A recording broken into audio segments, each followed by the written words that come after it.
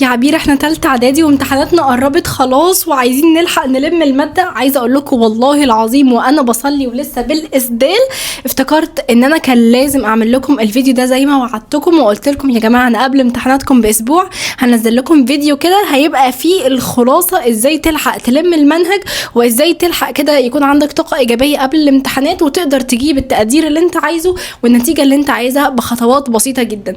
الخطوات دي سرية بعملها قبل كل امتحانات عندي، وعايزه اقول لكم ان انا حاليا في فتره امتحانات وبستخدم الطريقه دي بجد يا جماعه رهيبه. هتشوفوا كل حاجه. اول حاجه بس طلب صغير خالص طالباه منكم ان انتوا تعملوا كومنت دعوه حلوه كده ليكم ولاخواتنا اللي في ثالثه اعدادي واخواتنا البنات والولاد.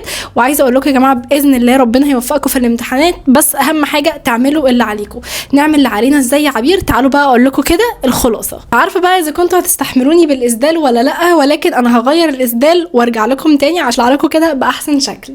ازيكم عاملين ايه؟ وحشتوني جدا. وخلاص يا جماعه اهو غيرنا وكده جاهزين بقى نصور الفيديو الجميل بتاعنا.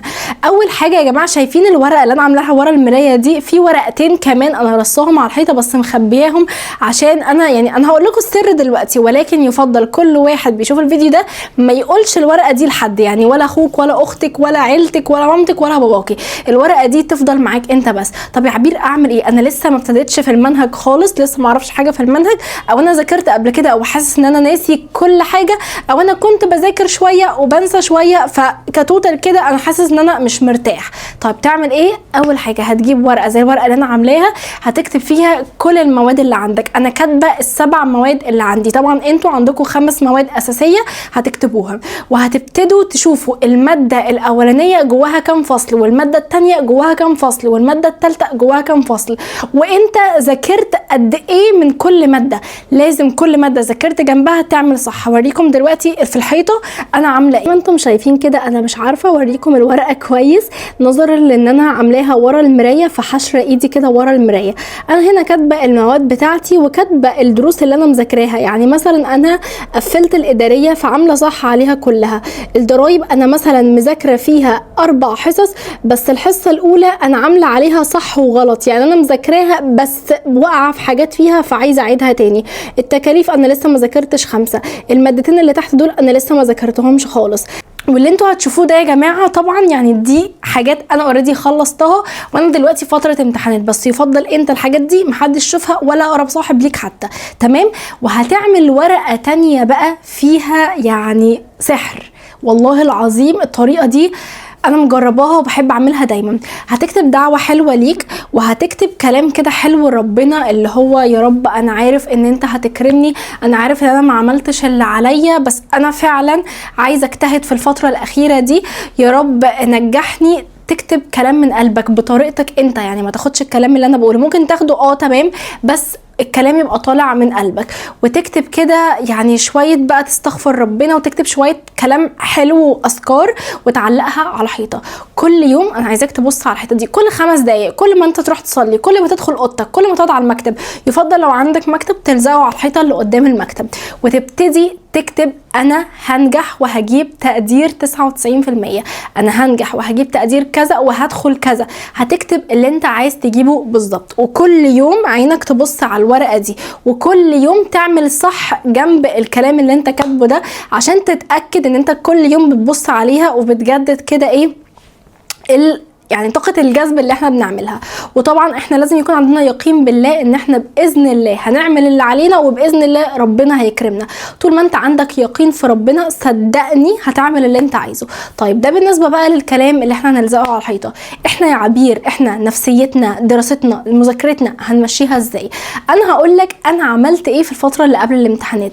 للمعلومة يا جماعة انا بفضل طول الترم مش بذاكر، وده مش قلة اجتهاد مني، على قد يعني كل انسان عارف طاقته، كل انسان عارف مجهوده اللي يقدر يعمله.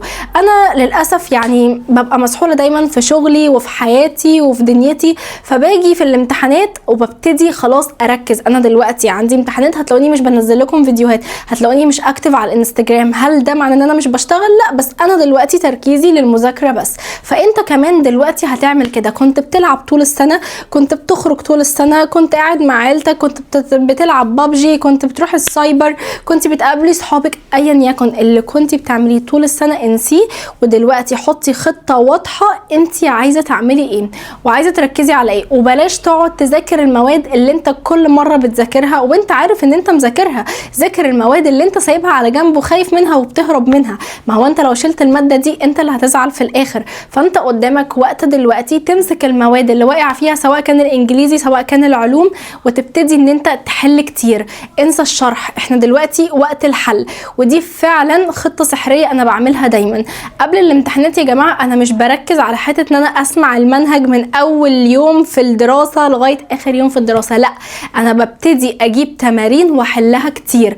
بجيب تمرين على الدرس الاول، اتاكد ان انا تمام في حاجات انا شاطره فيها وبعرف احلها، في حاجات بقع فيها، اللي بقع فيه هو اللي بسمع الشرح بتاعه.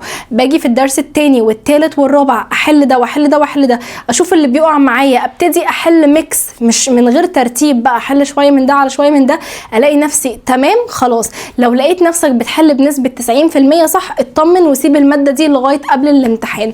ولكن لو انت شايف نفسك بتغلط اكتر من 70% فانت كده لازم تعيد شرح الماده كلها. وصدقني احنا يومنا فيه 24 ساعه، يعني يوم واحد بس تقدر تخلص فيه ماده كامله. لو كل ساعتين ذاكرت فصل واحد فاقل من 10 ساعات هتبقى مخلص الماده. بس انت تعالى على نفسك شويه كده عشان ربنا يكرمك. الحاجه التانية بقى اللي عايزه اقول لكم عليها، يا ريت يا جماعه نبعد عن المذاكره في الاماكن اللي فيها دوشه. صدقني الدوشه دي هتعطلك. يعني انت دلوقتي لو ممكن تنجز مثلا درسين في ساعه واحده او في ساعتين، انت لو حواليك دوشه ممكن تنجزها في 5-6 ساعات.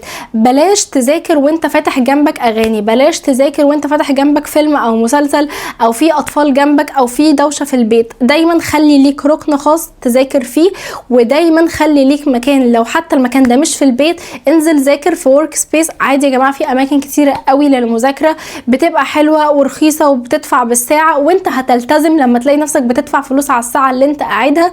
بس اهم حاجه هنا يا جماعه الالتزام، لازم نذاكر بالتزام. حاجه بقى عايزه اقول لكم عليها والله العظيم يا جماعه عن تجربه بتفرق معايا جدا. انا عارفه ان في ناس هتقولي لا مش وقته ومش عارفه ايه والامتحانات خلاص فاضل لها 10 ايام او اقل وانا مش هلحق وكده، ولكن انا عايزه اقول لكم يا جماعه كون ان الاوضه بتاعتك اللي انت بتذاكر فيها متكركبه او المكتب اللي انت قاعد فيه متكركب، صدقني مش هتعرف تركز في المذاكره. جربي كده تقومي تروقي المكان اللي انت فيه، او انت تقوم تروق المكان اللي انت فيه، مش عيب خالص. ولو حتى مامتك مثلا ممكن تطلبي منها تساعدك، تقولها ماما داخله على امتحانات عايزاكي تساعديني ان احنا نروق الاوضه بتاعتي وعايزاها تبقى ترويقه حلوه كده عشان خاطر اعرف بقى ايه اجيب التقدير اللي انت تتمنيه. واقعدي بقى كده ايه يعني دلعيها كده، وفي نفس الوقت هي هتدلعك وهتساعدك كمان في ترتيب الاوضه. بس انا عارفه ان احنا كلنا يعني انا زيكم لما باجي اروق اوضتي بحس ان هي ما تروقتش حلو، لكن مامتي لما بتروق لي الاوضه بحس بفرق شاسع، بحس براحه، بحس ان الاوضه ايه ده بقت واسعه، الاوضه بقت نظيفه فعلا.